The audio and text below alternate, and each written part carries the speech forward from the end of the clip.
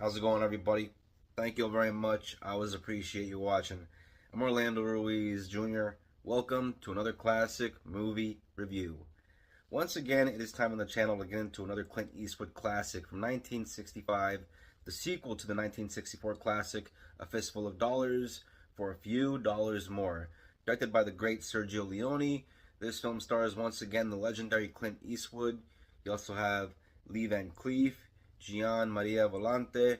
In the film, Clint Eastwood reprises his role of the man with no name. They call him Manco in this one. And then, every now and then in the other movies, they call him Blondie. But yeah, in this one, they call him Manco. And so he's a bounty hunter. Whether it's a movie like High Noon or Death Rides a Horse or Escape from New York, Leone Cleef always feels like a natural tough guy and has a great presence on screen.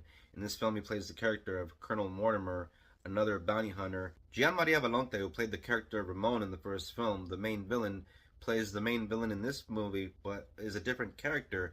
So it can be a bit confusing if you're watching these for the first time and you're thinking, hey, wasn't that guy in the last one and didn't he have a different name? But yeah, same actor, just different character. But once again, he's really great in the villain role. In this movie, his character is called Indio, and throughout the movie, his character has this thing about before he kills somebody, he likes to take out this watch that plays this tune really slowly, and when the music stops, then that's when they start blasting. And so there's a real dark backstory when it comes to how he got that watch. Those moments, though, when he brings out the watch are pretty suspenseful and very intense, because as soon as you see the watch, you know that something's about to go down. And so, yeah, you have Indio and you have Mortimer, the colonel that comes into town early in the film, and he has a very kind of mysterious mission throughout the movie. You're not really sure what he's about or what he's trying to accomplish. Clint Eastwood's character Manco and Leone Cleef's character Colonel Mortimer cross each other's paths and immediately begin to step on each other's toes, quite literally actually. And after a bit, they kind of size each other up, and at first it looks like it's going to go down between the two of them, but they have kind of respect for each other from one badass to another, and so they kind of agree to form a bit of a partnership. Together, the two men make a killer duo, and they hatch up this plan to mess with Indio, who has this scheme of robbing this bank for a shit ton of money, basically.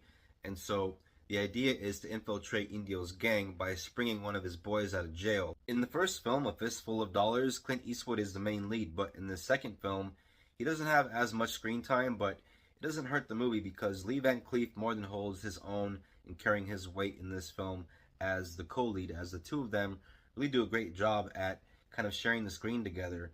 And the two of them are basically, tough guys that don't say much, so their dialogue is kind of minimalistic, but still very effective and very great performances on both their parts. As usual in these movies, Clint Eastwood's character is sporting that poncho that he wore in the first film, looks really badass, and also wears it in the third film.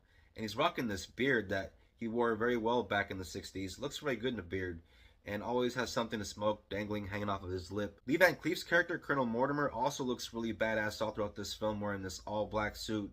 And when you take a look at Val Kilmer's character of Doc Holliday and what he wore in 1993's Tombstone, it's a very similar looking all-black outfit.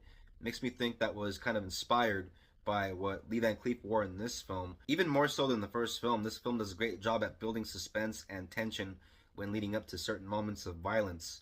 The shootouts in the movie still look really great in terms of how they're shot and photographed, still look very good to this day. There's plenty of nice shoot 'em up action throughout the film, very well edited. The film is very well paced and doesn't drag. The music in this movie is so great. Once again, you have another great score from legendary composer Ennio Morricone, who scored the first and the third film as well.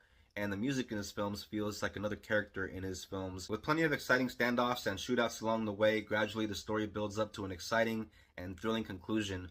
This is a must-see for Western fans. If you have not seen the first film, you got to check it out. From 1964, A Fistful of Dollars. Then, of course, go into the sequel, 1965, For a Few Dollars More. It is a great time and a great sequel. I give this movie 3.5 stars. One day I will get into the third film, which is one of the greatest movies of all time, The Good, the Bad, and the Ugly. But yeah, these are great films. They're not to be slept on, especially if you're a fan of Westerns or a fan of the great, the legendary Clint Eastwood. Thank you all very much for watching this classic movie review. I always appreciate it. If you're into the classics, if you're into movies, if you're into this kind of thing, and if you're new to the channel, subscribe, hit the bell for notifications on more reviews from me coming out very soon. If you're a returning viewer, thank you very much for your support. I very much appreciate it. And please don't forget to comment, share, like, always helps out the channel. And look out for the next classic movie review. Everybody take care of each other. Till next time, peace out. God bless.